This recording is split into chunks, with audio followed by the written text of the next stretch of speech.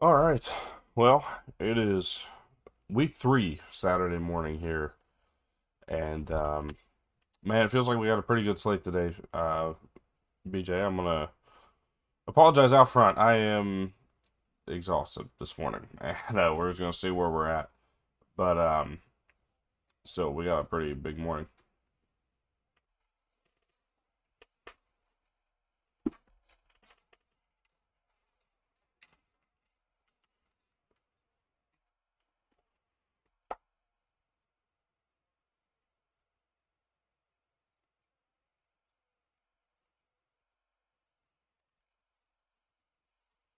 Yeah, absolutely. But no less, we ain't gonna bitch about it. We're gonna be here and do it. So we've got we've got a lot. Quite a bit actually to talk about here this morning. Quite a few big games. We've got just a bunch of other topics of conversation, and even a upset that if you really sat back and thought about it, wasn't as big of an upset as people might be playing it up to be. Um, Plenty to go through over the last few days, but first off, I guess BJ, let me not be rude. How are you doing, man?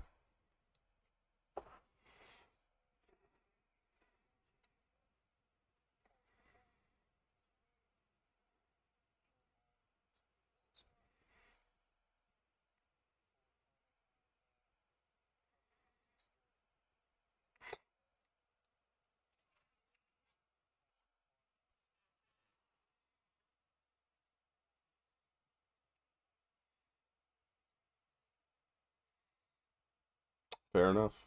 Can't argue with it.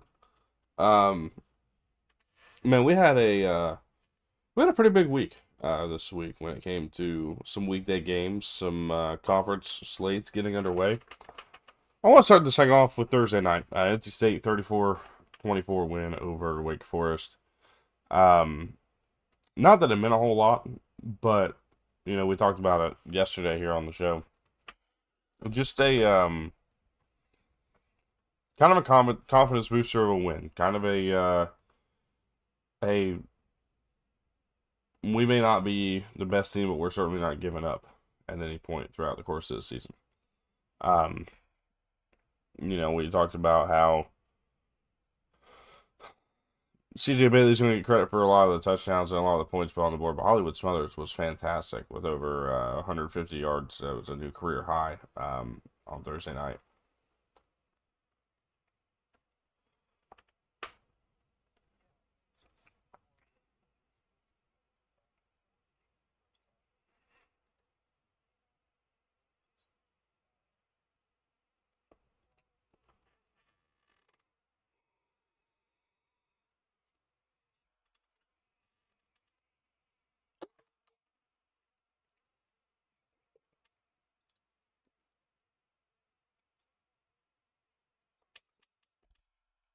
Yeah, it'll be the last time I compliment Robbie Ashford mid game because first half I quite literally I was like, oh, that was a pretty good half. Like he looked good. He was throwing some really impressive passes. Second half we did not see the same guy. I don't really know what changed, but nonetheless, a win for NC State. They moved to 1-0 in ACC play. Last night we saw Indiana get a big win over Indiana State 73-0. Syracuse beat Colgate 66-24. No real surprises there. And I'll be honest with you.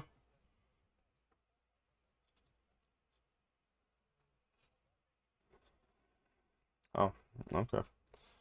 Uh, I will tell you though, I'm not surprised by any of the results last night. I'm surprised about the comfortability of one of them. And obviously we'll get there. Um,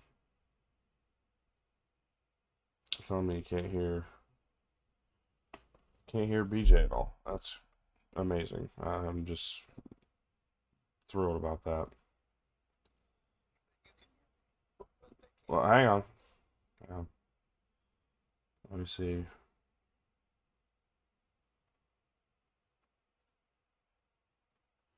I might be a first. I've not been able to hear.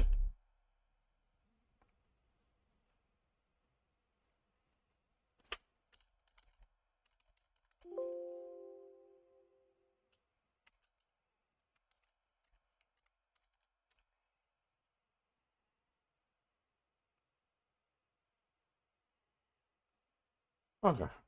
Say something for me. Check 1 2 1 2. Hello, hello. Okay, that'll work.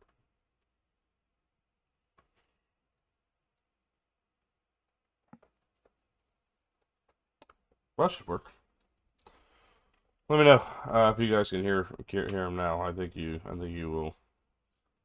You should be able to. I can see it now, so I would hope that that means that it's.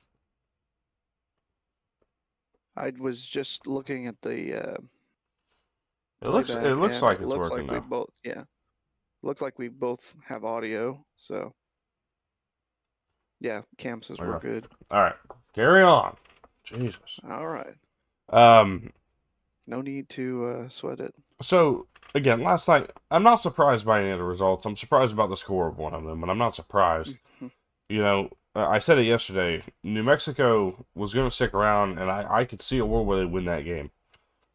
It should have been one of my take 10. I said that I wasn't going to put it on there because I was like, well, the minute I go and kind of ride that wave, the minute it's gonna fall off. Um, but it was dominant last night. New Mexico Mhm. 35-10 win over UCLA. UCLA is now 0-3, and the question begs, BJ, Yeah. because I hear people saying, and by people I mean me, that Jason Eck just interviewed for his next job.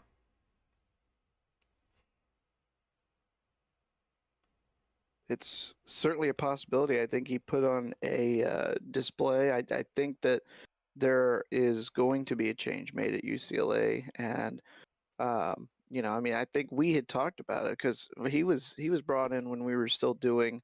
It was either ice cold milk or we were still doing loudmouth CFB, and we talked about it. And I think we all were kind of just Who in was? agreement that this was really not the best move that UCLA could have Oh, gone with. It was more one of those well, that uh, that no.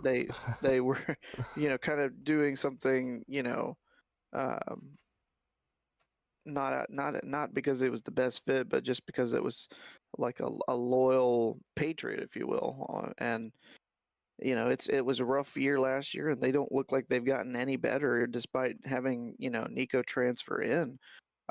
This is just not a good football team. And you look at their two home games; they've been thoroughly outplayed, outcoached, out physicaled on home field. They were more competitive on the road at UNLV last week than they had been in either one of their home games so far. Yeah, It's just truly mind-boggling. You got to give credit where credit's due to New Mexico for going in there and really, asserting their will and what they wanted to do in that contest. yeah. Like you look at this and the game. If you look at the stat lines, you would think that UCLA probably could have won this game. I mean, Hmm. a touchdown and a pick on 217 yards passing. I mean, we've seen teams win with much less against lesser opponents. Um, Yeah. 109 yards rushing. I mean, they didn't score a touchdown, but beyond that, 109 yards rushing. They had one run of 33 yards. Um, you had two players over 50 yards receiving, typically a good sign. Um, it just, I don't know. There's obviously something wrong here, but it's really hard to pinpoint what. I truly just don't think that this is a. I don't think they're as bad as they look, but I just don't think they're a good football team. I think part of it comes down to coaching. Part of it comes down to I would venture to say drama throughout the offseason. I'm not saying Joey Aguilar staying and the Nico Iamaleava stuff never happening changes anything. I think they'd still be 0-3 right now. Yeah. But Yeah. I wonder how much of that has played a factor into some of this too. It's a really interesting situation because this is a team that just doesn't look good. They don't seem to be playing as a team. They just everybody's kind of out there looking for their stat lines and moving on, hoping that they'll find a way to the draft. Um, you know, they didn't they didn't lose as much as you would think in the portal, but for whatever reason, they just have really, I think, taken a nosedive. And I don't think there's any real way out of it beyond a reset. A change. Yeah. The average home score so far through 2 games is opponents 39, UCLA 10. They've given up 78 points in 2 home games, and they've scored a combined 20 in their 2 home games, which is less than they scored last week in the loss at UNLV. Yeah. Yep. But lost in those stats is the fact that you play a Utah team that I think are really damn good. So Oh, absolutely, I mean, absolutely. I'm not mad at them for losing to Utah, and I'm not mad at them for losing to a Utah team that was better put together and had more time to get through their summer and get themselves sorted out than Yeah. UCLA did due to the fact, again, late transfers. But this game, to be dominated by this New Mexico squad who is brand new themselves, um, again, it points to a lot more problems than just a coach. I think there's a lot going on here. Also, keep in mind, New Mexico made a crisp $1.2 million last night in that dominating 35-10 victory. Yeah. Arizona takes down K State. K State's 1-3 now. Um, The Dublin curse continues. yeah, I mean that's got to be the biggest thing you can take away, right? Because they can't throw the ball. They have the most drop passes in college football right now. Um, and yeah, they played their fourth game, but they have the most drop passes in college football coming into the game. They've only added to it with their play last night. They can't run the ball. Dylan Edwards coming back didn't really matter. They didn't run the ball worth a hill of beans last night. It They was really pretty. didn't do anything Their offensively best for run the their best majority. run I presume was a gadget play to Jace Brown. I think so. Having not seen that specific play, I mean a 75-yard touchdown run from Jace Brown, and that's your best run. Dylan Edwards comes back as essentially non-existent, 4 rushes for 13 yards. The K State can't get anything at the line of scrimmage. They can't throw the ball. Again, only 88 passing yards. Um, it just kind of feels like Jason Brown is their guy, and that's all they're gonna get, which is it's pretty unfortunate. It's a bummer to watch because I thought this team was going to be really solid this year. I didn't expect them to make it to the Big 12 title. Thankfully, thankfully I didn't do that. But this team is certainly disappointed to a level that I don't think I could have expected at any rate. I don't care if they played in Ireland or not. I just did not expect them to be this bad. No, I think that was what a lot of people thought because this is a team that is, you know, kind of this year's Kansas State is the antithesis of what we normally get from the Wildcats. They're usually really good, solid up front, able to, keep you in check with the rushing attack. That's not the case this year, and they're just, you know, it feels like we've talked about it before that Avery Johnson still has not gotten to that full true potential that we know he's got, and more at this point one of those that you may be talking about wasted opportunities for Kansas State that they had with Avery Johnson than if they'd gone with someone else here over the last couple of years. Yeah, you look at this Arizona team, and what really I think pushed them over the top in this game was the fact that they ran the ball for 5.2 yards pop. But Ismail Mahdi, 22 carries for 189 yards. That's 8.6 yards per carry.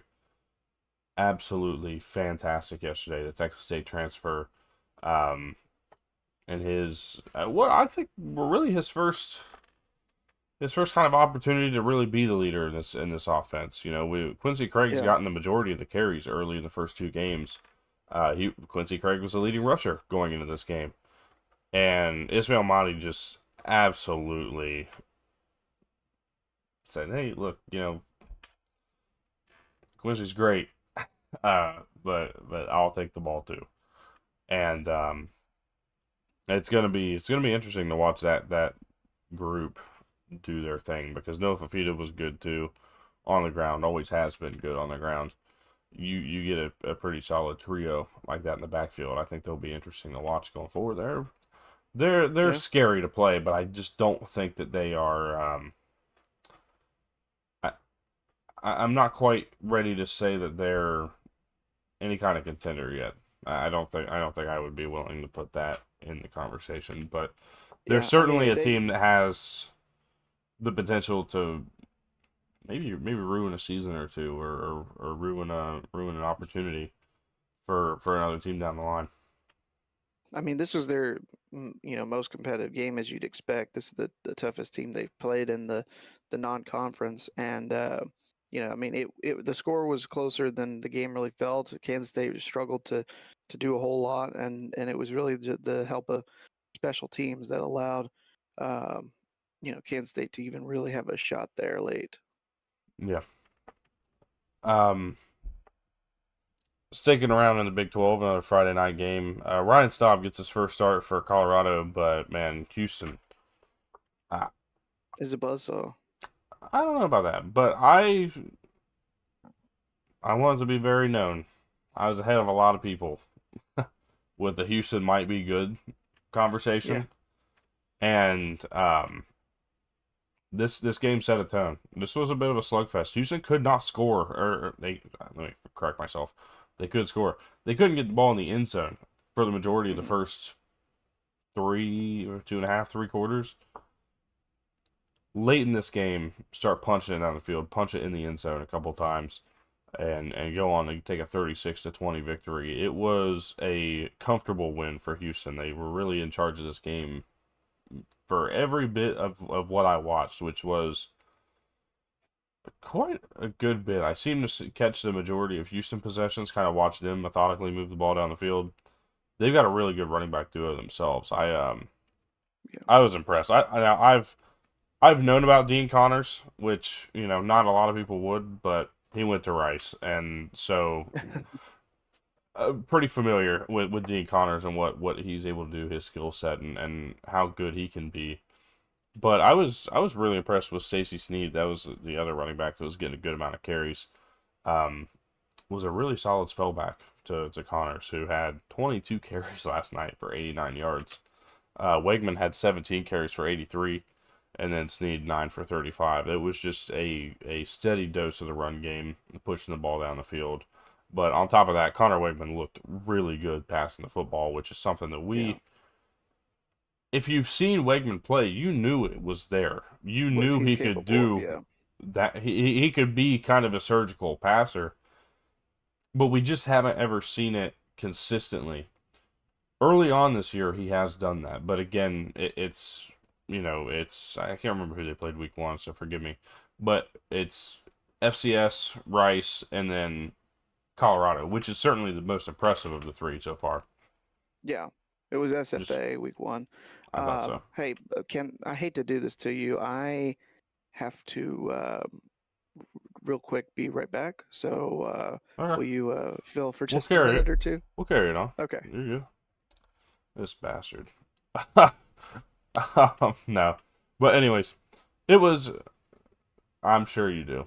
Now they can hear you, so they don't know what you said. um, just really impressed. I thought Stephon Johnson was really good. 5 catches for 117 yards. Had a pretty acrobatic catch on the sideline early in this game too. This was just a really impressive win. I'm excited for Houston. I think this is a team that can really do some damage. I said it. I started to come around to it towards the end of previous season when we were talking Big 12. I said, look, Houston's a team that I think can kind of come out of nowhere and do something. And they have that potential. They're going to go on the road to Corvallis next week on Friday night too, which is interesting. Back to back Friday games. But then they're going to come back home and face Texas Tech. That game right there is going to tell us what their year is going to be. That's the best team on their schedule, or one of. I'll say best. They're the highest ranked team on the schedule, and they've certainly looked the part. They have TCU, and they also have Baylor. Arizona State's on that conversation too. This is a team that could walk out of this year at 8-4, and I wouldn't bat an eye about it. I really wouldn't. I wouldn't bat an eye if they were 9-3. I may not bat an eye if they go 10-2. Genuinely, I just wouldn't. I love the coaching staff. They have a really solid group there. But what they've built, what Willie Fritz has done in 2 years, kind of turning this team around, making them a respectable program at the Power 4 level. It's just it's been impressive. I really like what Houston's building themselves into. I think they are a contender of the future in the Big 12 and maybe even in the playoff. But we'll just stay small with the Big 12 in that conversation. Moving into today's action, I'm going to go ahead and take a look at the FCS and just kind of see what we've got for some FCS matchups. Because I'm pretty curious about what we have, if there's any fun games to be played. Local to me, Elon in Western Carolina, that'll be a fun one.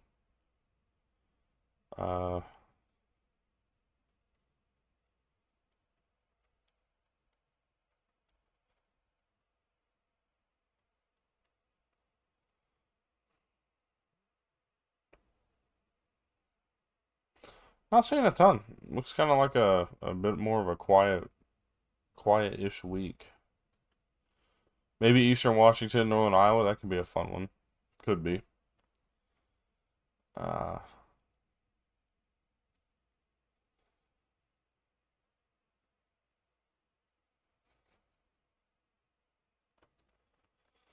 East Tennessee State and West Georgia, that could be an interesting one.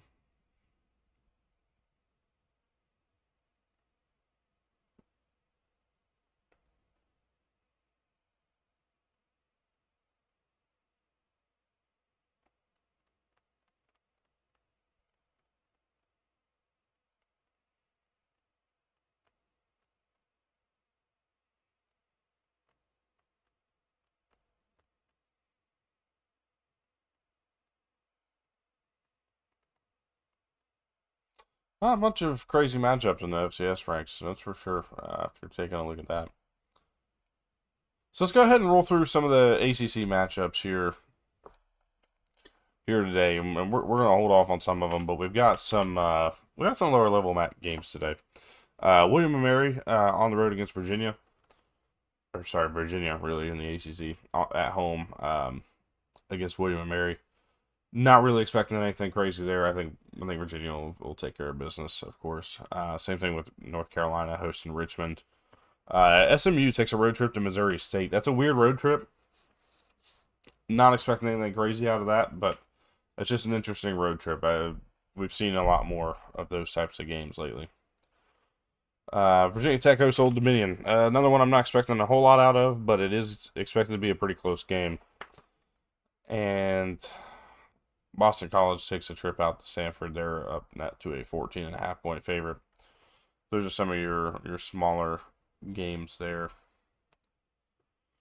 And the American Navy goes out to Tulsa to face the Golden Hurricane. That'll be the first conference game for Trey Lamb as a head coach. Oklahoma makes a road trip on to Temple. That'll be something. Temple's offenses look pretty good. Evan Simon's been really solid in the beginning of the Casey Keeler era. Could be interesting to watch those two offenses work, but otherwise, Oklahoma probably big. Memphis at Troy as a part of our Take 10 this week. I'm riding Memphis until it bites me. So we'll see. They've moved up from 3.5 to 4.5 point favorites in that one. Washington State on the road against North Texas could be a fun little matchup. That'll be on ESPNU at 3:30. Incarnate Word and UTSA play at 3:30. FAU FIU. I think that's going to be a very high scoring game. I am very excited to watch that one take place later today. That'll be fun. Monmouth goes to Charlotte. Prairie View A&M goes on to face Rice. East Carolina road trip down to Coastal. That line's jumped up a little bit. ECU minus 9.5. The over under sits at 57.5. Don't like that over under went up, but I still like the under in that game. And then we got Akron at UAB. Those are some AAC matchups that we will talk more about some of the others later. Go Conference USA here for a second.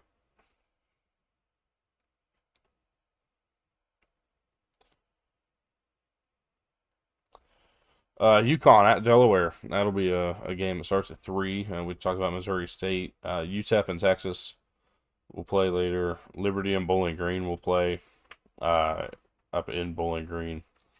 Middle Tennessee State takes a road trip to Nevada. That line's dropped from 9.5 to 8.5 point favorites for the Wolfpack. Merrimack at Kennesaw State. Jacksonville State at Georgia Southern. And New Mexico State at Louisiana Tech. That'll be a conference game at 7:30 p.m. tonight.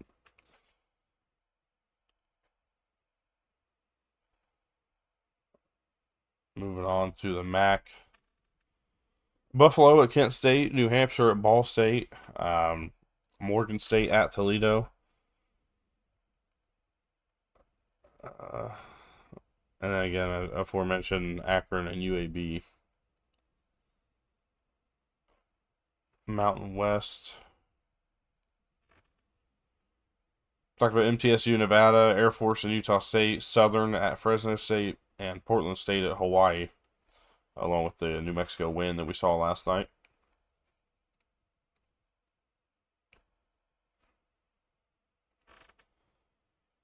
Some Sunbelt action today at noon. You got Memphis and Troy, as we talked about earlier.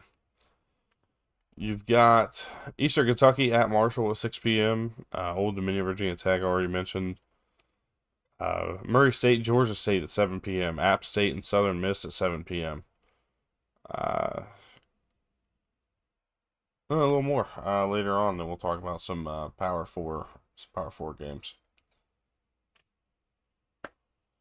Pretty excited to see how that goes. Let's go ahead and take a look real quick. I'm trying to stall just until PJ gets back. Yeah, I had a message pop up from BJ. I get it. Take a look at the take 10 for today, and again, we went 7-3 last week, which brought our record. It makes it look a lot better than 2-10. That's for sure. We're 9-13, and I think we've got a play that could certainly get us up to 16-16. I don't know. I feel like 8-2 might be pushing it. There's certainly some riskier plays. But this was a week where it was really difficult for me to find something I liked on some of these lines. There was a little bit of difficulty with some of that. So hopefully we can take a pretty good run here and just staying above 500 week after week and ending above 500 is the entire goal here. So hopefully we can make our way to that. Pretty excited for some of these games. Again, FAU, FIU, I think it's going to be a very fun football game. One that you at least want to try to find on the back end, maybe some highlights for. Utah's just a team I think you want to watch play. Oregon, same thing. Ohio State and Ohio, I think is going to be a higher scoring game. Ole Miss and Arkansas, I think is going to be a higher scoring game. Just some, just a lot of fun games I think on this slate, but a lot of fun, interesting matchups throughout, I think.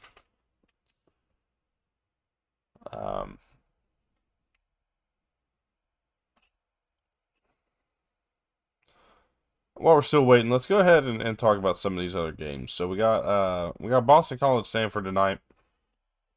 I really think Boston College is gonna control this game and probably win it. I'd say pretty comfortably, but we'll see how that one goes. Minnesota goes on the road to Cal tonight, 2.5 point favorites, but I really like what Minnesota is. I think they can certainly control and win this game, but I think it's going to be close. A late kick, a not an easy win, for Minnesota, but certainly one I think they can control and walk out of there with a pretty solid win in. Duke goes on the road to Tulane. Darian Mensah is going to play his former team tonight at 8 p.m. in New Orleans. That game, Tulane's a 1.5 point favorite. And I could certainly see Tulane winning. I think Duke's going to ultimately win this one, but I could see a world where Tulane wins, and it would certainly put them, enter them into the conversation themselves of the college football playoff, and not just USF, which has been like the main topic of conversation. We're going to save that game for a little bit later. I want to save this game for later, even though I know it's not necessarily a huge game, but I want to save the other two games in this conference for a little bit later on. In the Big 12, we've got a noon kickoff game. Samford at Baylor. Baylor's a 51.5 point favorite. Not a whole lot of need for conversation on that. Oregon State on the road against Texas Tech. 23.5 point underdogs are the Beavers in this one. That's at 3:30 on Fox. Northwestern State, Cincinnati. Don't really need to carry that too far. Iowa State at Arkansas State. That's an interesting road trip here, and it's an interesting game, but I don't know. I feel like I said this game last year would be close, and it wasn't, and I don't really want to be bit by that. I think Iowa State will probably control it and take care of business. I already talked to Utah, Wyoming, having that game, having the Utah cover in that one. Abilene Christian at TCU. That's a tune-up game before the Iron Skillet matchup next week. And then we got Texas on the road against Arizona State. Texas State on the road against Arizona State. This was a very close game last year. And I'm going to be honest with you, I think it's going to be a really close game again this year. I'm expecting Texas State to cover that 17.5 point spread that it is right now. But certainly could be an interesting one, I think, tonight. So we'll keep an eye on that.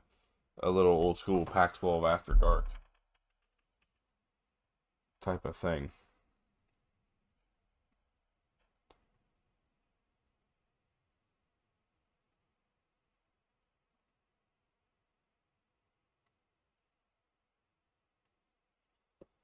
I'm not sure. Let me know if there's anything going wrong with this stream. It seems like it's being pretty weird right now. I'm getting a message on my software that I haven't gotten before. So hopefully we can keep pushing on with that this morning. Let me know again if there's any kind of streaming issue here at the moment.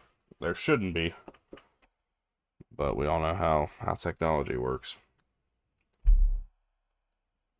Looks like it's better now. So hopefully that's all it took, was just shutting off my phone's Wi-Fi.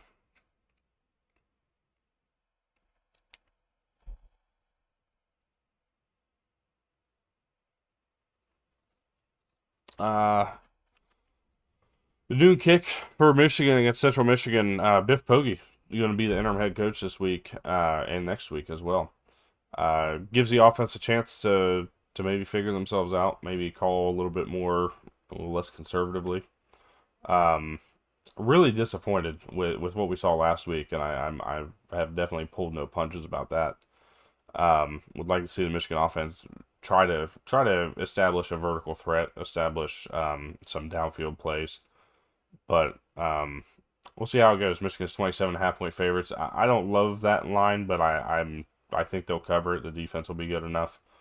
But yeah, I think Michigan's pretty comfortable in this one. Oregon at Northwestern. I like Oregon to cover. I think they're just that good. That'll be a big noon game. Another noon kick. We've got a bunch of those today. Wisconsin at Alabama. I don't really want to spend a lot of time on this. That line's come down from 21.5 to 15, or to 19.5. I still think Alabama wins and covers. I think their offense is too good. I'm gonna have a hard time believing that Wisconsin's gonna be able to score and hang around. But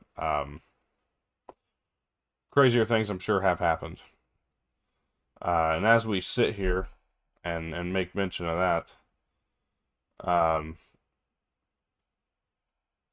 man, welcome back.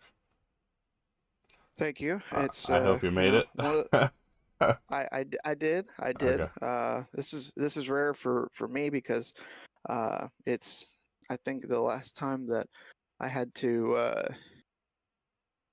leave a live show that we were doing uh for for that it's been a number of years, I will say. Let's just Been a minute.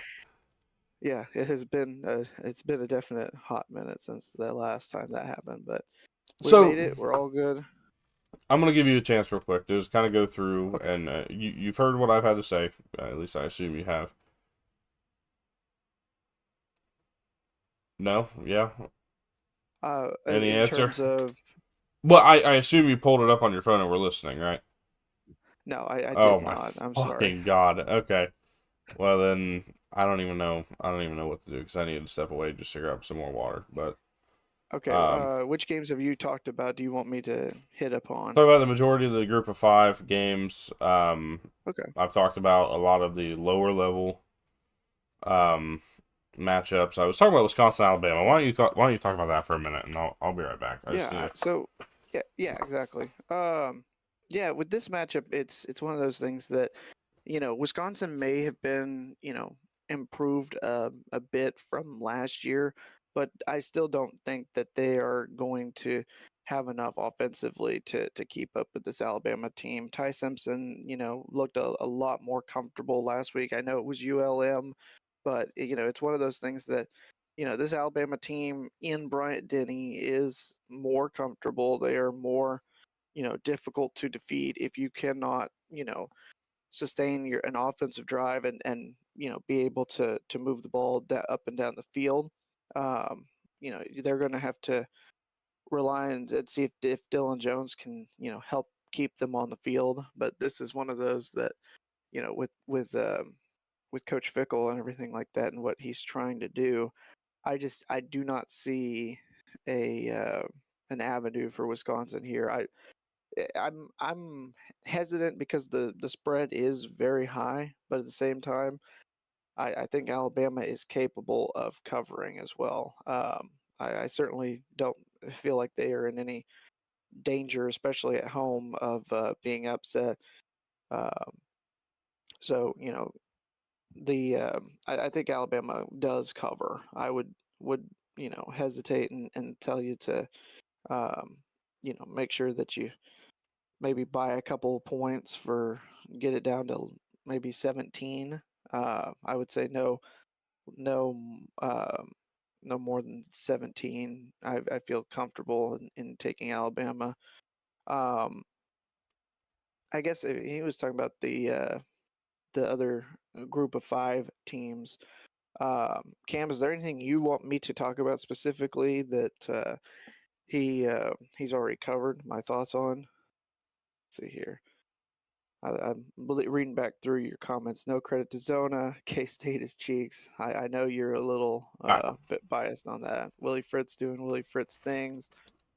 Uh, and then how the hell is ASU 17.5 point favorites? yeah, they got Texas State at Uh, home tonight.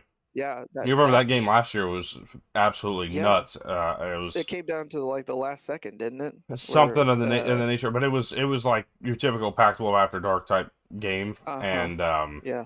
It was a I weeknight talked game about it too. earlier. I just said I would expect similar personally. Yeah. Um, I think 17.5 is a lot high. I mean, Texas State is I don't know, you know, how good they are. I know they have the UTSA went on the road was very impressive. Week one, I believe they were playing Eastern Michigan, and Eastern Michigan isn't really too much of anything. I think they can be competitive. I think that they can absolutely hang around. I don't think they're going to win the game outright, but yeah, I do. I'm kind of in agreement on the spread seems quite high for that contest. yeah. All right, let's carry on where we We'll were get here. there, RJ. We got yeah, we're getting there. We're We're saving getting that. there. We're saving that. We still got to talk about it. Yeah. Oh, we got some FCS matchups. Houston Christian, Nebraska, Towson at Maryland. Those are both at noon. Villanova at Penn State at 3:30 on FS1. Thanks for that, I guess. USC at Purdue. Wait a minute. That's an FCS matchup now. No, it's just a Ah, I matchup. know. I could see Purdue hanging around in this one. I can, and simply because I think that they do have, I think, a lot better team this year. I wouldn't be surprised if Ryan Brown could throw the ball at least a little bit in this one. I could see probably a USC 38-17 pull away late type of thing, and this game be hmm right on the edge of cover. hmm So I don't know. That'd be an interesting one to watch. It's on CBS later at 3:30. I'm really surprised that USC is not ranked. I mean, maybe because they weren't preseason Well, ranked, and so they haven't really done a whole lot in terms of level of competition. But the after today, they've got another couple weeks that are not going to be easy. They've got Michigan State at home before they go on the road to Illinois, and Michigan comes to town before that Notre Dame stretch. We're about to really see here over the next few weeks what this USC team is capable of doing. well, and what I was gonna say is I think a lot of people have been bit by trying to rank USC in the Lincoln Riley era, Yeah, and maybe this is one of those sit back, wait and see what they do. yeah, I could be wrong. right, Maybe it's and not that that's way. Maybe fair. these people just don't really buy into it, but uh, it's an interesting prospect. Rutgers and Norfolk State. We're going to get see Michael Vick on Big Ten Network. All right. Youngstown State, Cool. Michigan State at 3:30 on Big Ten Network as well. Pick your poison on those. Thanks for playing. Ohio and Ohio State, 7 p.m. on Peacock. That Okay. could be a fun matchup, honestly. When was I the like. last time that? By the way, the over under has dropped to 48.5. If you don't Oh, hammer that 48.5 over, just lay on the motherfucker. Don't put the house on it, but I would certainly take the over in that game. I think Ohio State's going to score some points themselves. I think we're going to watch Ohio score. Like they have been a pretty feisty offense over the course of the season yeah. so far. I'm When not was the saying it's last going to be time a big that? one, but I mean, like we could see Right. 41-13. That's Yeah. an over. Yep. When was the last time that Ohio State played their in-state rivals? Ohio State and Ohio, if I'm not mistaken, last played. Oh man, it was probably somewhere between '07 and '09. I want to say 2008. Okay. It may have been longer than that, but I want to say 2008. I don't remember it in the last decade. I can look real quick. Yeah, I mean, you Let's asked the see. question, so I figured maybe you had the information. Well, I This will fucking guy. in. This guy always asking a bunch of bullshit. He doesn't even have the questions ready. At least I I had the was question ready just. the one time and I was wrong, but like I had the wrong Uh, information. you are correct. The last time they played it was 2010. They played in 2010, 08, 99, and then they played 4 straight years from 1899 to 1902. I missed one, but I did say '08, so pretty solid with that. I'm okay with that. Ohio State 7-0 all time, with one of those wins being vacated against the Bobcats. 2010. we Yep, we all know what win that was. Oh, that's why it that didn't was count. That's yep, why '08 yep. was right. Hey, I will take my technicality points. No. Tattoo Gate. Yeah. But yeah, no. NCAA '09 on the Wii. Thank you. Thank you, because that's the only way I remember that being an '08 game. Um, Man, that's awesome. Anyways, Western Michigan at Illinois. Illinois 27.5 point favorites. I think they'll probably cover that pretty solid. The D's, yeah. Well, I mean, we said that about Michigan State with them too, and Michigan State couldn't even cover 21. So, Well, as we notably learned from Colin. I think Illinois is a lot better than MSU though. Well, maybe. UMass and Iowa. Okay. Let me. Do we think Iowa's capable of scoring 35? Yeah, I mean, they were 1 point off when they played Albany. Right. They're favored by 35.5 is why Well, I I was asked. gonna make mention of that. That's gone up, which surprises me. A lot of people are confident that I mean, is UMass scoring negatives? I I don't know. We'll see. Is UMass's defense just not good, and that's why they think that you're going to see a big bounce back performance uh from what's his face, Gronkowski, not Gronowski, not Gronkowski. Yeah, yeah, something like that. All right. SEC. We've talked to Wisconsin, Alabama, Oklahoma, Temple, whatever. South Alabama, Auburn, Louisiana, Missouri. Yeah. Okay. Saving that for later. UTEP and Texas. I'm not. I don't know. Okay. Alcorn State and Mississippi State. Mississippi State's going to be 3-0. Yeah. Maybe a bit of a surprise to some. Arkansas, Ole Miss. I'm gonna hold off on, but that line's dropped pretty drastically lately. And the over continues to rise. So getting a little scared on that one. Every time that Arkansas and Ole Miss play in Oxford, I think we see some fireworks, something crazy. It feels like we are guaranteed for another Oh yeah, no, crazy like this. matchup. This feels like a 52-45 kind of game between these two teams. But I mean, The I thing could that see a scares world where Austin Simmons throws 3 picks and it's just an ass whooping on Arkansas' side. That's yeah, that's the what's thing weird that to me is I feel Arkansas winning this game like a lot. But it's just does Austin Simmons take care of the ball because we haven't seen it yet, right, and it's 2 starts. right. Yeah, it does. I mean, is Austin Simmons cleared? Last I had heard, he had gotten banged up at the Oh, and end of the that's even a Kentucky different one. game. That's even a different story. But Yeah, I know he got banged up. I Arkansas. haven't seen anything about him being out. I would imagine he'll be okay.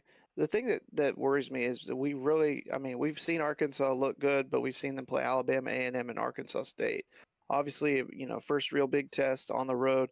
Will they be able to keep their composure and keep themselves poised and play at that kind of a level against the toughest team they face so far? I mean, I think it's going to be a pretty tight game,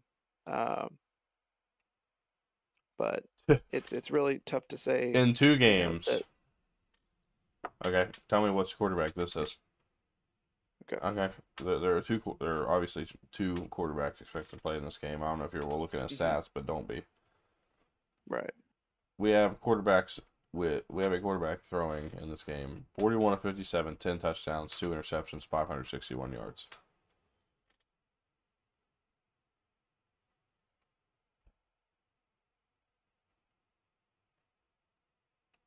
Who do we think that is? Oh, we wouldn't think it would be Taylor Green, but it is. It is. I mean, they've been good. Like they played really good Yeah. football. It's not. Yeah. Sure, yeah, it's two teams that we don't think are that good, but the team as a whole has played some really solid football. So Yeah. Credit be where it belongs. Right. I'm definitely gonna have it on the big screen and keeping an eye on it for sure. All right, we've got about that long left here on this show. Oh, Vanderbilt and South Carolina. I kind of want to hold off on that game until later. Is that? Yeah. Is that reasonable? I mean, because it feels like it's a bigger game or expect to be a It closer it game it than it probably is or it should be. definitely is. It's because there's so many good games on this slate that I think it's getting, kind of um lowered a little bit, but I feel like if you've been watching the last couple weeks, you know that this is not necessarily just going to be an easy win unless you're just looking at rankings, which how Vanderbilt didn't get into the top 25 is a little bit surprising after what they did last week. Well, yeah, because they're ranking everybody.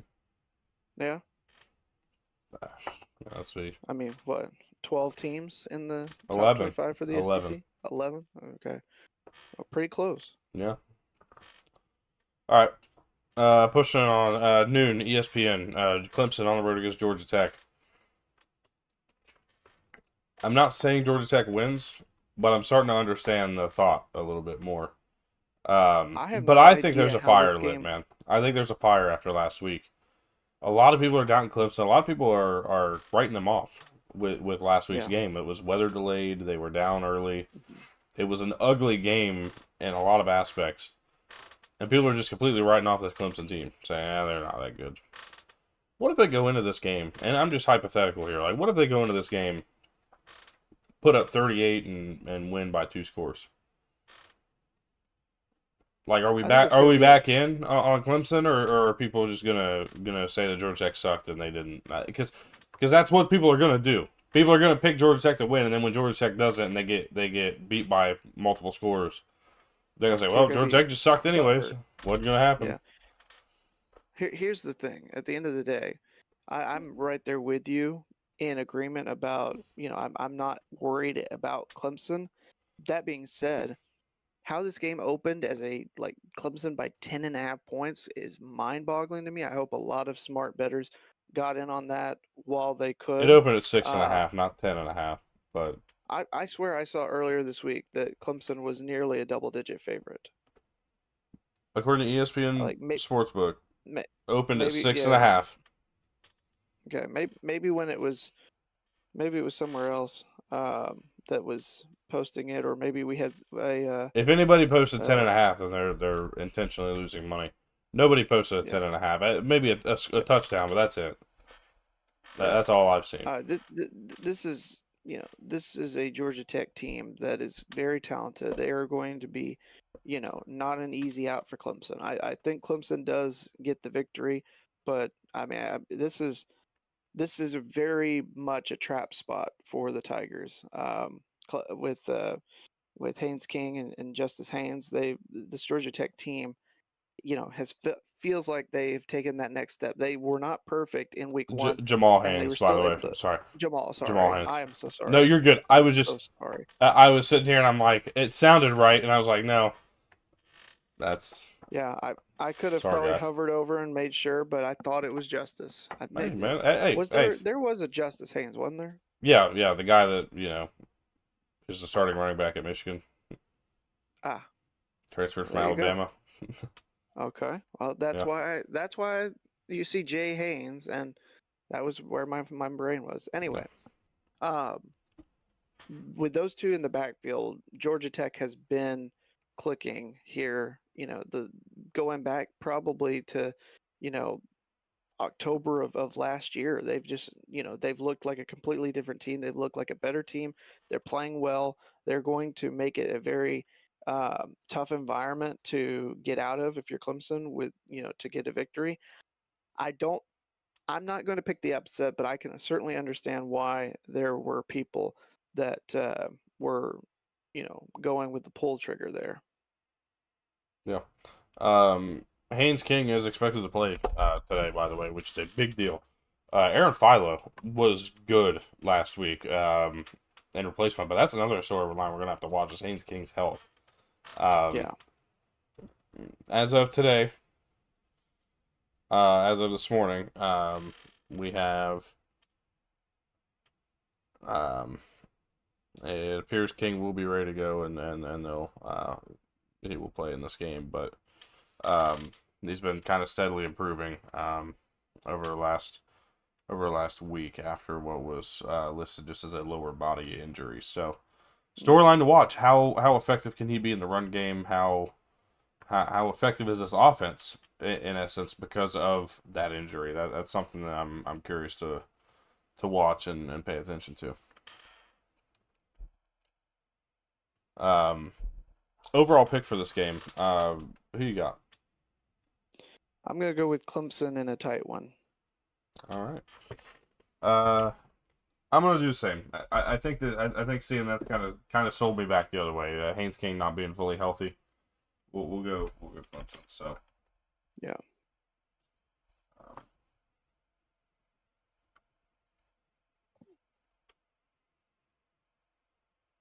Did we want scores or anything, or are we just gonna well keep yeah, track hang of picks? on. Yeah.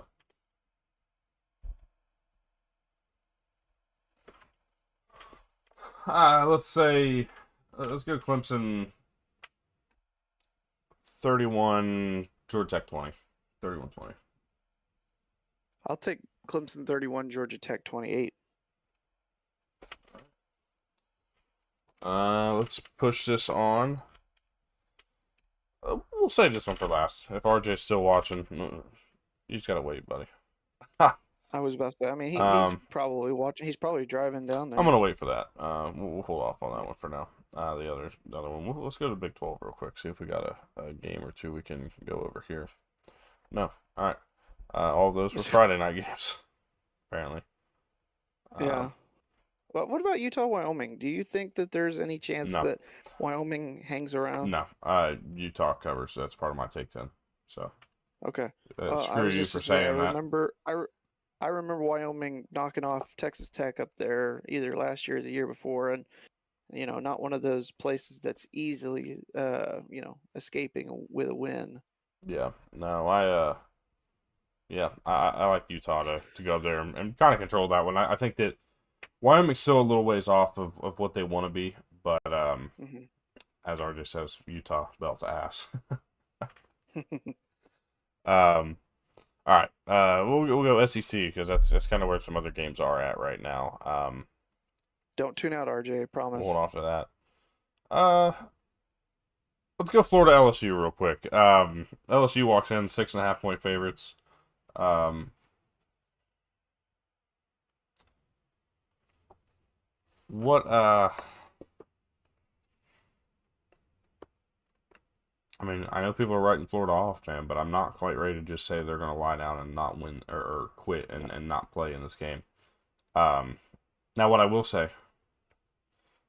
is, I think LSU is going to win. I think what their defense has been able to do against Clemson, I think they're going to be able to do here because they're going to utilize a similar game plan, but attack and make DJ Lightweight uncomfortable.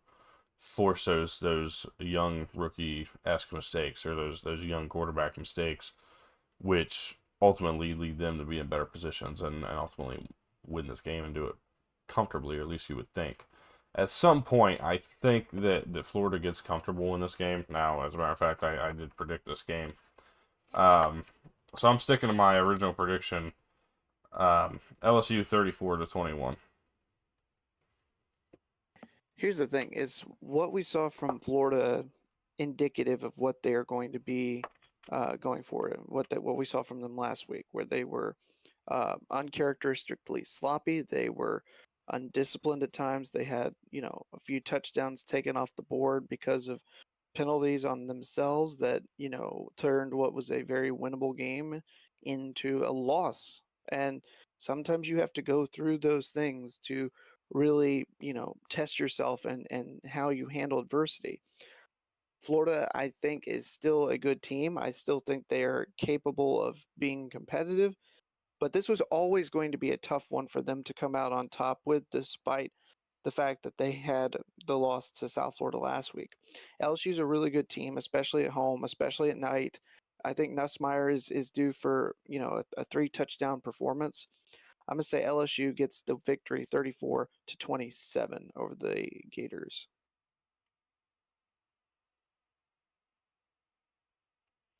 So to respond here to RJ, interesting comment here, but I do see what you're saying.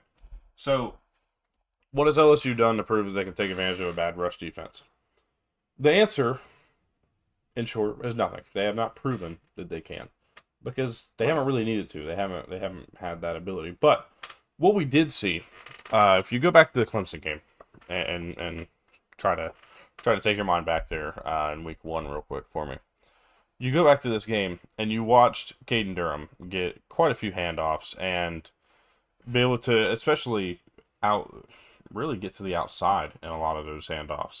They did a lot of zone and stretch run concepts that ended up.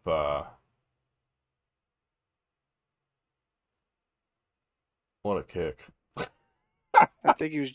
I thought he No, was short. Yeah. it was very short. It was obvious sarcasm. But they used a lot of like zone and stretch run concepts that seemingly threw Clemson off. They didn't do it a bunch. They did it enough though. Caden Durham had 17 carries for 74 yards in that game.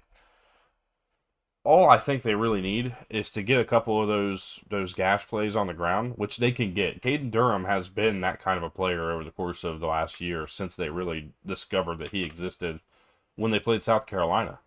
If you remember that game, Caden Durham was kind of a breakout star in that game and really helped lead LSU to that win. Are they the best rushing team in college football? No, but they don't have to be because they have one of the best passing offenses, one of the best passing combinations with Garrett Nussmeier, Barry Brown, and others in that receiver room, Xavier Thomas, Aaron Anderson, like the entirety of this team really. They're going to be able to move the ball. There's no question in my mind this LSU team's going to be able to move the ball. If their defense plays as well as they did against Clemson, I think there's not really much of a doubt as to who wins this game. Yeah. But to make sure that I answer your question, like watch what Caden Durham did against Clemson. I think we're going to see a lot of that against this Florida team too. I don't know that Florida's line can really hang, especially in those situations where they're just kind of hit with a surprise run play. Um, it seemed to bite a lot of teams over last year when they play LSU. I think it could happen again here. Hmm.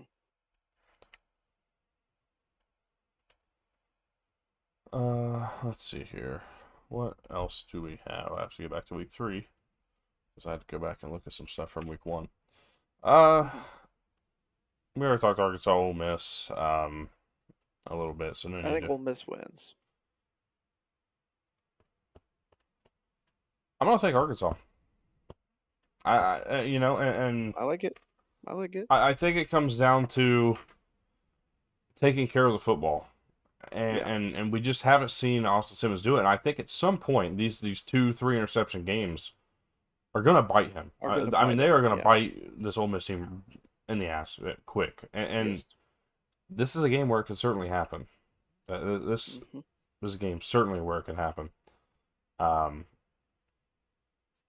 I think the we'll big see. thing that helps Ole Miss win a big dose of Q1 Lacey. I think that's the if you can take the pressure off of Simmons where he's not having to feel like he's got to go out there and potentially feel like there might be another ball or two that he gets intercepted on. If Lacey, if they start to try to cheat up to stop Lacey, then that's where he can pick him up over the top and everything like that. I think the path to I'm gonna victory be honest for with you. the They're Rebels. gonna make Austin Simmons read the defense and make Yeah. plays against this defense. And I don't. I'm Yeah. not saying he can't do it, but I haven't seen it. I We mean, haven't they've been seen very it. fortunate Yeah. that they have played teams that are not as good as they are, or else Yeah. they would have lost last week in Lexington without question. They Yeah. should have lost last week in Lexington the way they played. That took Hmm. way too much time. Um, and it didn't look great in week 1 either. Like I'm not buying Ole Miss right now. I haven't been, but I'm certainly not right now the way we've seen again these turnover issues. They've got a lot of teams that capitalize really well off turnovers on their schedule. Like it's going to be problematic if they can't figure it Yeah. out.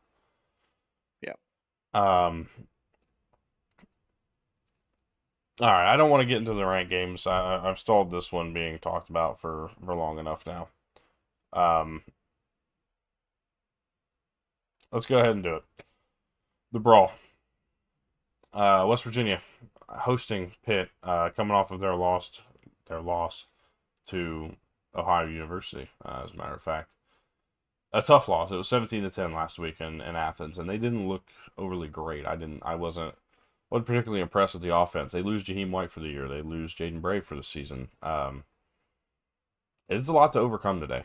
It is a lot to Yeah. overcome today, and this is a Pitt team that I think really is going to go as far as that defense is going to take them. But I think that offense is going to be able to move the ball too. Des Reed's been great so far this year. Eli Holstein's been really good early on in the year too. It feels as though this one doesn't really fall in the favor of West Virginia, and it's not particularly a I don't know. I haven't really had many doubts after what we saw last week. Like I just feel as though, while I do agree, Ohio is a good team.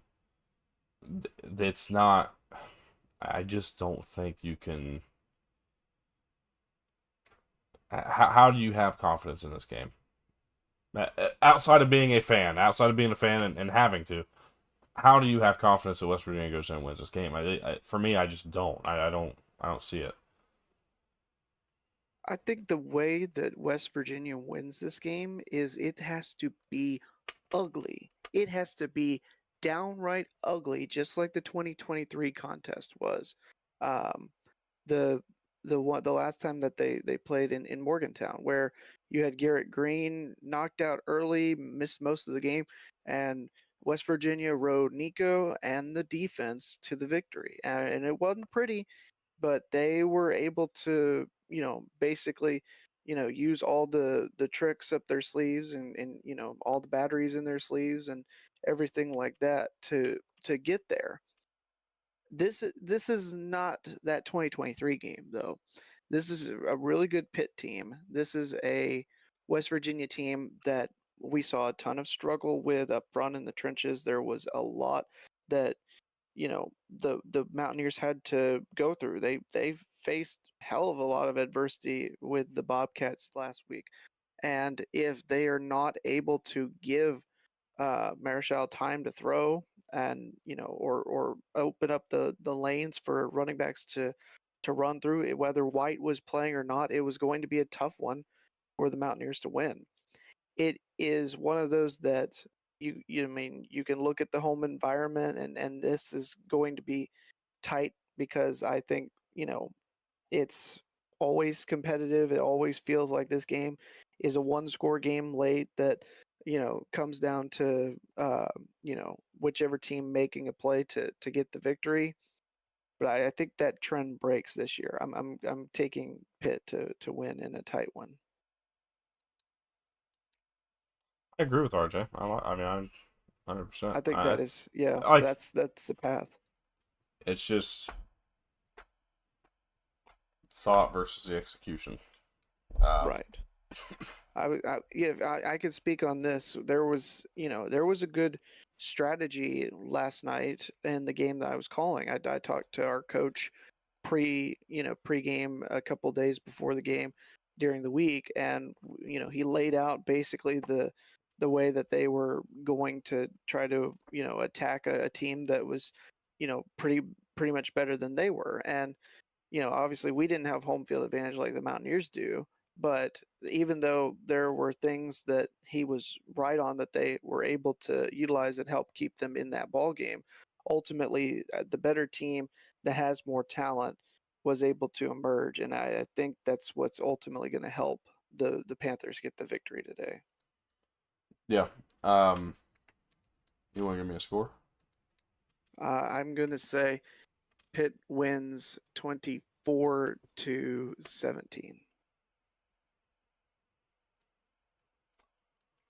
I'll take a Pitt, 34-16. I think they're gonna ultimately just wear down the West Virginia defense in general. I think we know what Rich Rod is. We know what he's going to be able to be. A lot of hope for the future, truly. But this team is already facing a lot of injuries and in a position where I just don't know how much they're going to be able to do where we're sitting at right now, anyways. Um, we'll see. I hope. I hope it's a close game. I love this game, man. Yep. It's so fun that Rich Rod's first game back in this rivalry is on 9/13. It seems poetic almost, and it felt like Yeah, before last week that if both teams were gonna get through those results at 2-0, the game day was going to be there. You were going to have the there storylines would be run a lot wild, of and 9/13 signs yeah, or 13-9 signs for those who yeah. don't get it. And I mean, here's the thing, RJ. At the end of the day, I mean, yes, I know, it's a different level, and I certainly respect that, and that's to me, that's why we got to look at it a little bit objectionably. I mean, we could be hoping to be wrong for your sake, but it's one of those things that looking at it from an outsider's perspective, I think I laid out pretty well how how we could see it come down to being a Mountaineer victory. But it's just one of those, you run the game one time, or you run the game, 300 times, and you see that outcome. What would we say, Tyler? 50 times out of 300, something like that. Probably, yeah. Um, Yeah. So it's a fun game. It's it definitely going is. to be Well, it on is. the It's one on the of quad box. the most underappreciated rivalries in college football. It's so great Yeah. to have it back because of what it is and how Yeah. much it means to those involved. But unfortunately, like every rivalry has non-competitive years. It just does. And Yeah. this year, with everything stacked against West Virginia, it feels that way. And certainly that would be the Right. time where a Rich Rod team comes out and says, you know what, shove that. We're gonna come out and Hmm. we're gonna beat somebody's ass. Who Hey, I mean, knows? I mean, who truly knows? last year felt like Ohio State was going to blow out Michigan, and yet they lost a close game at home. A couple years ago, it felt like it was going to be a tight Red River shootout with Oklahoma, Texas, and Texas belt to ass 49-0. That's one of those things that um, it is always unpredictable, and that's why we love the sport. That is why we, tomorrow might be leading off the show with, how in the hell did Rich Rod and those wild boys in Morgantown pull this one off? Yeah, certainly, certainly. So we shall see. What else you want to hit? Well, I'm just looking through some stuff real quick, trying to see what I said for some games this week. Okay. Um, okay, I didn't change my tune too much on that. I think that's spot on. Said Pitt is the better team on paper. No disputing that. This game has motivation coming from the WVU side, though. Rivalries are different. Going to be great and exciting. Oh, always, I think always. I think there's also motivation on the Pitt side because, like you said, it is a rivalry game. So and there is certainly aspirations for Pitt that go beyond this week, and the Mountaineers would love to spoil all of that. Pitt could go 11-1, be in the playoff, and still feel like it was a disappointment if they lose today. That's how great this rivalry is. All right, we got a few more games to talk here, Yeah. so let's go ahead. Uh, USF at Miami. That's a big deal, a top 20 matchup. So in 2007, USF walked into a late September game ranked 18th in the country. Their matchup that day, interestingly enough, was a member of the top 5. Now, forgive me, because I blanked on that game for a second. I'm trying to remember. Just bear with me. We're gonna make it work. I know who you're talking about. Um, It was a Friday night game at home. well, hang on. I'm just trying to see this damn thing real quick. Was it West Virginia? Was that who it It was? was West Virginia. Yeah, Sitting here, I was trying to that's look what at it, make sure it catapult. came up right. That's what Yeah, jumped that was them all the way what up in there. catapulted them. But yeah, And then they got as so high as number 2 before that Rutgers game. right. So, but the thing is in '07, or late September or mid September, whatever you want to say, they were ranked number 18, played a top five team, got the win, pulled the upset. 18 years later, they are walking into a mid September game ranked 18th in the country, playing a top five Miami team. History has an interesting way of working and repeating itself sometimes. Now, you're not going to hear me utter the words USF wins today. Um, well, unless they do it. If they do it, that's a different story. But the way I'm looking at it right now, I don't think that's going to happen. I think they're going to hang around though. I think they're going to deserve their top 25 ranking. That I think is for certain. But I don't think they're going to get the win. I think Miami's a really good team and certainly has probably learned their lesson from last week and what we watched Florida do. I think Miami's going to control this game for the majority, but I think we'll see USF hang around. I think they're going to score some points. I, as a matter of fact, came up with a 38-27 final score in this one.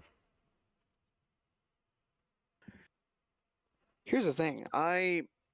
I'm not discrediting what South Florida has done because they have a very impressive resume. If you just look at the wins, then they would, honestly should be higher than number 18. But also you look at, preseason expectations, and that's why they're in the top 18.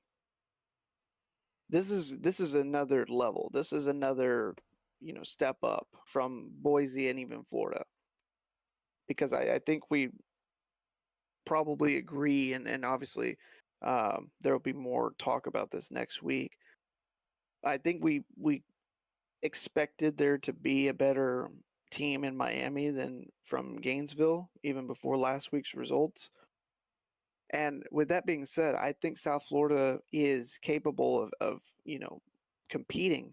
But like I talked about when we were talking about Florida, Florida hurt themselves a lot in that game. They had a lot of penalties that took points off the board. You had a downright stupid, silly penalty in the fourth quarter, spitting in the face of, You'd know about uh, that, I guess, wouldn't you? well, I've never been spit in the face, but I'm it's just, it's I'm just just saying that it seemed to happen on Thursday night and last I week with well your I team. wasn't watching. Of course you Yeah, weren't, I was gonna say because I wasn't you, watching that, but because you're. Never mind. I'm not an NFL fan. But no, so it's one of those So you things that say. this is. You look at Florida, and you've got the shoe toss a few years ago. Last week it was the spit, taking away wins that they probably were. Both of those games ended up being losses that could have been wins had it not been for just boneheaded decision making. I'm not trying to discredit South Florida. I don't believe that that game plays out that way every other time if you simulated, that play 10 times. I think South Florida is good. I think Miami's on another level though. And I think Miami covers. I'm not even going to say that I think South Florida is going to look bad in this game. I think they deserve to be in the top 25 still. But Miami, I think, is going to prove why they are a top 5 team, and I think they'll cover. I'm going to say that Miami gets a 38-17 victory.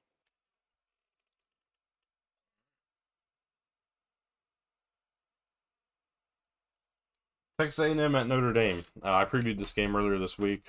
Stand pretty strong on what I believe there. Home field advantage for Notre Dame is a big deal. CJ Carr, how much can he improve over the course of that 2 weeks off, which he didn't even look bad in week one. How much more better can he get? Yeah. Really, it's the utilization of Jeremiah Love. How well can they run the ball? Texas A&M's allowed some on the ground this year early on. Mm-hmm. I feel like this is a Notre Dame opportunity here. Taking Irish 27-17. I've cut that down from 31-17. But 27-17 Notre Dame.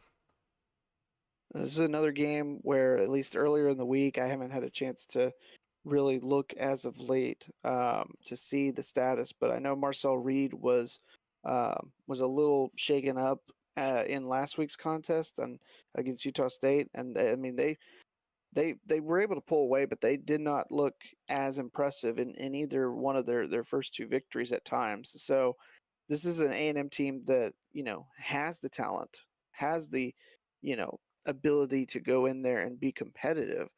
But I think that this is a Notre Dame team that is in a real bind. I mean, obviously, you could say that they played in probably the game of the season so far back in week one. That Miami Notre Dame uh, game was a really good back and forth battle. But Notre Dame, if they want to have any chance of making it back to the playoff, they cannot lose this game. If they don't have at least a win over Texas A&M, since they weren't able to beat Miami, even if you go 10-2, I don't think that strength of schedule is good enough for them to get in. This is a game that they have to win, and that might come, and add some pressure to the team early on that they really shouldn't worry about.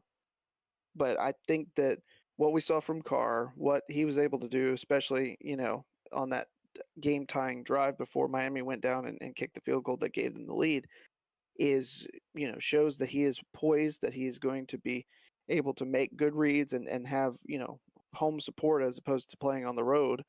I think Notre Dame does win this game. I'm going to say Notre Dame wins it 31-27. You're liking your one-score games today, huh? Hey, I'm hoping that it's a great slate.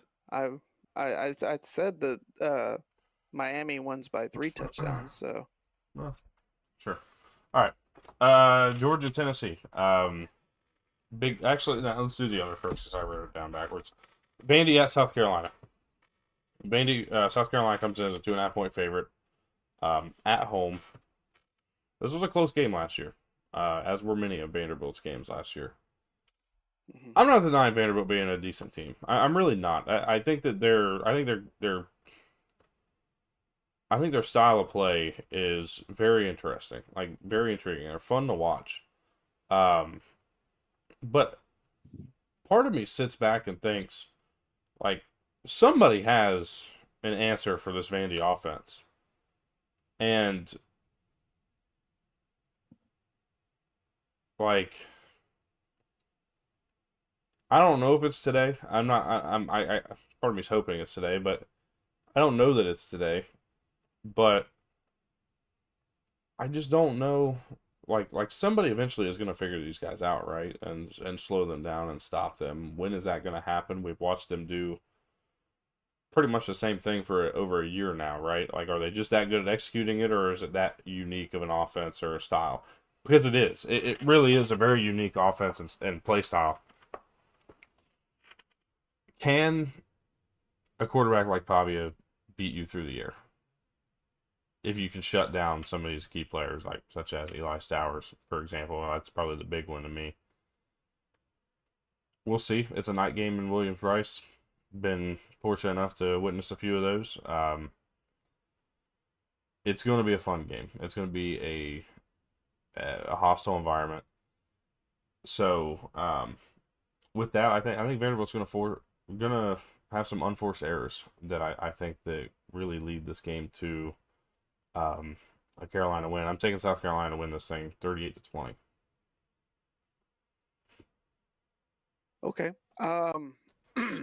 I think there is at least an argument to be made that this game is being talked about as being close because of the common opponent, and I think that is a load of horse dung, basically.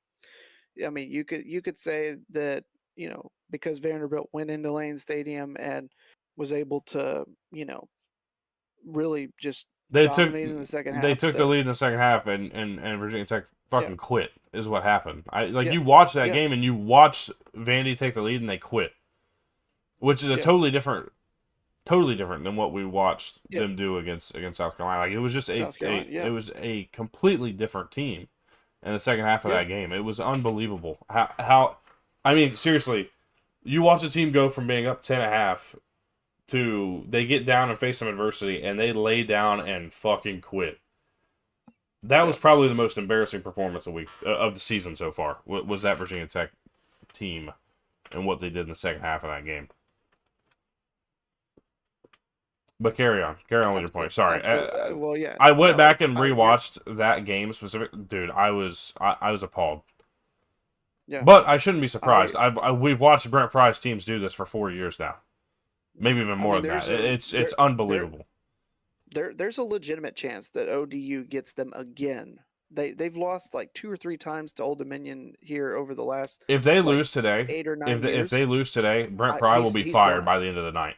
Yep. I'm not kidding. He's Like they done. can't you can't have what happened last night or last week and then go and lose to Old Yeah. Dominion. If you lose today and you look like shit again today, get out of here. He's I done. mean, there is no way you keep him around again. Not a Yeah. chance. I mean, it's so demoralizing if you're a Virginia Tech fan because they Oh, look I've witnessed it. competitive. They I've heard looked it. very good. I've heard Yeah. Virginia Tech fans. Oh, I know. We've got a great friend Menzies that is a Yeah. Virginia Tech guy, and he's so disillusioned and disheartened. And I mean, it's just one of those things that the And but administration doesn't seem to care. who wouldn't be? Right. Who wouldn't be pissed? Right. You have a great stadium. You have a good fan base. You have a loud stadium, and You have one of you can't even the make the most of it because your team, the team that gets put on the field by what is an embarrassment of a coach, mhm. lets them just lay down and quit on you week Yeah. in, week out. Anytime In things get week hard, 2 in the second half. anytime things get hard, they lay down and quit. It's Yeah. unbelievable what we've witnessed Virginia Tech turn into after Frank Beamer. Justin Fuente was Yeah. not that bad. I mean, in the No. grand scheme of things, No. like when you compare the two, Justin I'm Fuente sure was they would take bad. Fuente back in a heartbeat But I right mean, now. this is not what Virginia Tech football should be. It just isn't. No. That's a program No. that should be winning football games, should be going 8 to 10 wins a year. And that's on their down year. I mean, this is a program that Yep. was once really solid and in contention for the ACC yearly. And we sit back and look at them now and just whatever, man. It is what it Yeah. is. We're a nothing school. We are a nothing school, essentially. It's yeah. I was just It's saying it's it is disappointing. Sorry, I didn't mean for us yeah. to get on that tangent, but man, it No, pissed me off it's so all bad watching that last week. no. I know.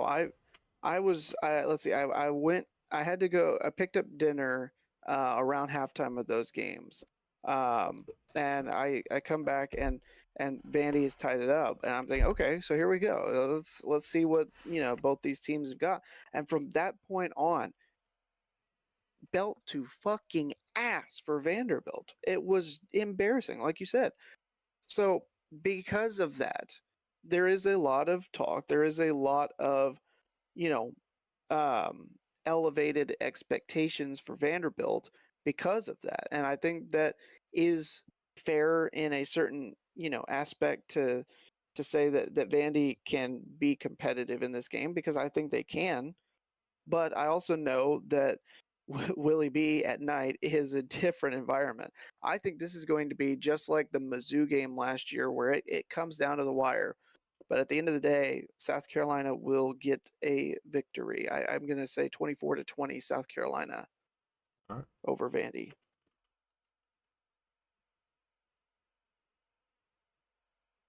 All right. Georgia, Tennessee. We'll close her out with this, and then we'll pick an upset for the day. Okay. I was to say my upset pick already hit for the week. Unfortunately, we weren't on the taught on the air to confirm that. But was that what you picked in yeah, Pick'em? Was New Mexico? yes, Nice. yeah, Good pick. 3 points, baby, three Good for freaking you. points. All right. Georgia, All right. Tennessee. I took Georgia 27-17 earlier this week. I'm really standing by that. Actually, doubling down. I'm going 30-17.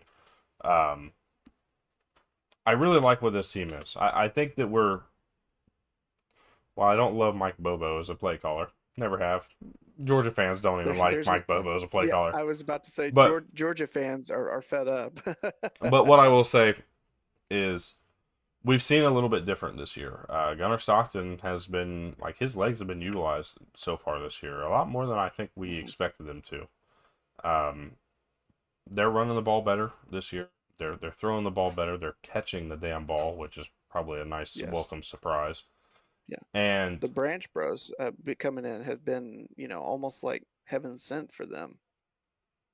I haven't seen Zion Branch too much on the defensive side, but Yeah. But definitely Zachariah has made an impact. yeah, well, certainly, and as he should, as everybody would expect him to. Yeah. Um, he leads the team in receiving yards, but they have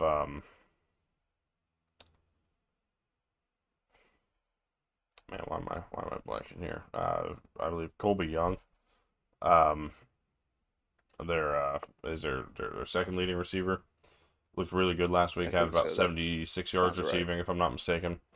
Um, I'm not really surprised to say that I think this seems good. I don't think they're a national championship team. I'm going to be honest with you there. I don't think they're as good as their national championship teams, but I do think that they are much improved offensively where they need to be to do what they have to do.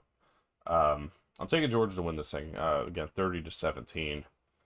Um, on the road in Neyland. I think that's a big time win. The biggest thing is I just think we've seen Joey Aguilar face one really good defense, and he kind of folded in that game. And granted, it was at App State. There was a lot of other factors in that game, and it wasn't just him. But he wasn't great against a Clemson defense, and I don't think it's quite as good or wasn't quite as developed. Um, and to be honest with you, I don't think Georgia's going to let Tennessee run the ball. I think they're going to force Joey Aguilar to throw the ball and beat them through the air. And I don't know that he can hang and throw 45 passes in this game and Tennessee come out winning. So I'm gonna take Georgia to get that done.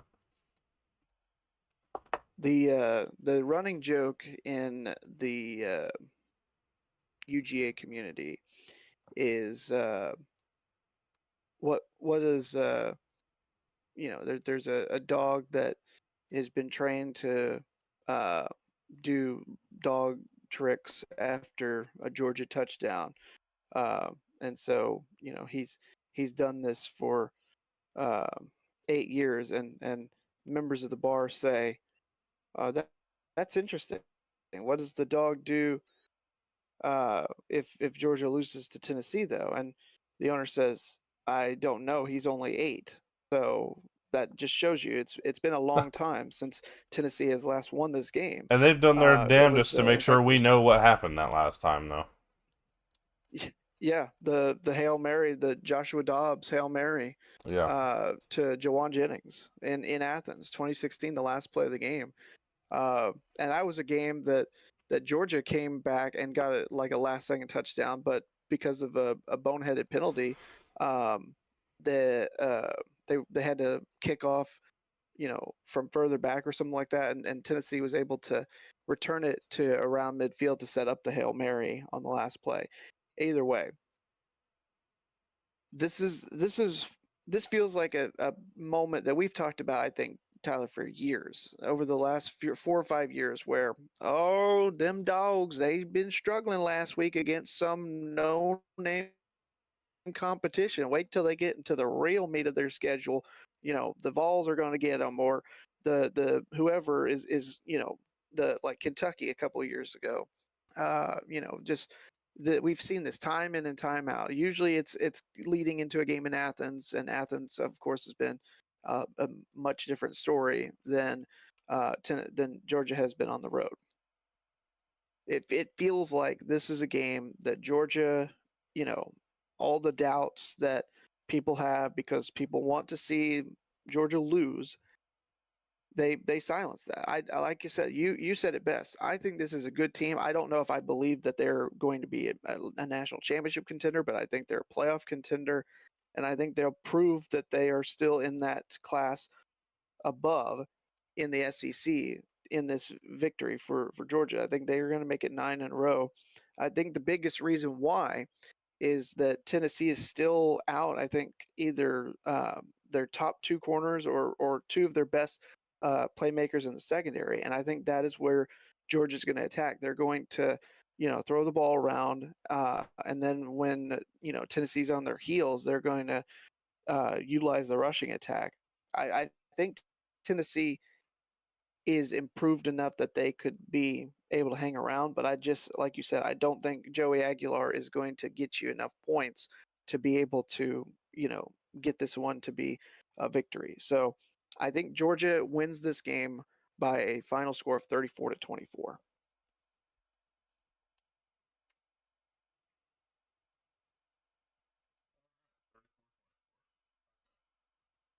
Yeah.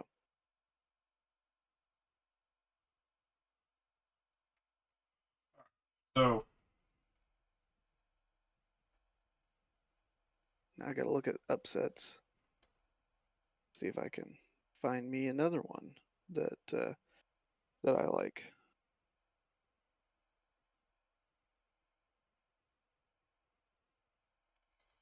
so as we go into this week, um,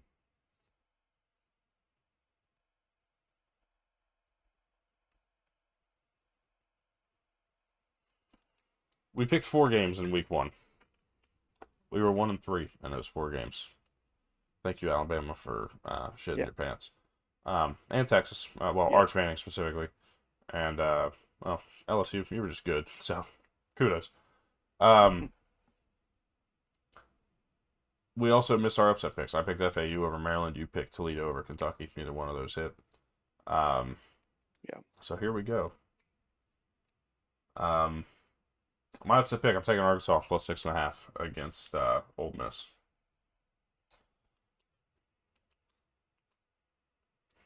Okay. So let's see here. What do I want to do? What do I want to do? My upset pick. I mean, here's the thing. I hate to do it because I don't want to see it. But I'm not really feeling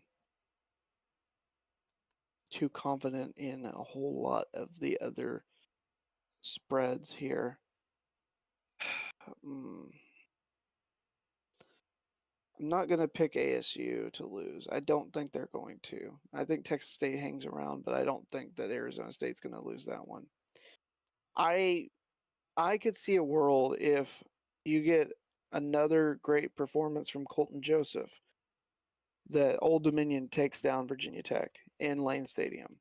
It's I'm going to hesitantly pick this because like I said I my upset pick for the chat was last night's New Well, Mexico unfortunately, we're only game. picking Saturdays or Sundays, and Right. well, in case of week I 1. know. So, uh, Right. I know. which stinks because last night had the upset picks like to take if there were some, but Yeah. yeah, it is But what it yeah, is. give me ODU. I'll take ODU to knock out Virginia Tech. I think All right. that I think that honestly it would not be the worst thing for Hokies fans because like you said, if they do I'm not. I lose will that call game, it. I'm telling you right now. I'm calling it at 11:40. If they lose today, Brent Pry will be fired by yeah, the end by Monday. yeah, I don't think he gets through the weekend. they'll announce it Monday morning. We'll hear about it tomorrow. I Yeah, would imagine. yeah.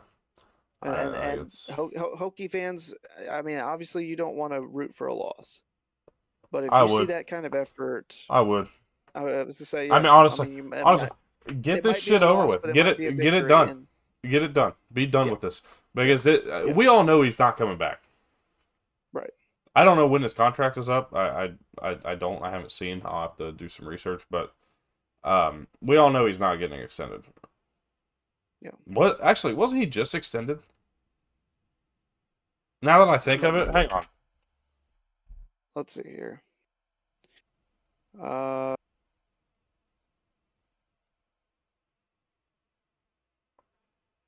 I'm not seeing that. Let me see if I can find his contract. Oh, it's 4.75 million. Buyout. So he was on a 6-year deal. He wasn't extended. He got a 6-year.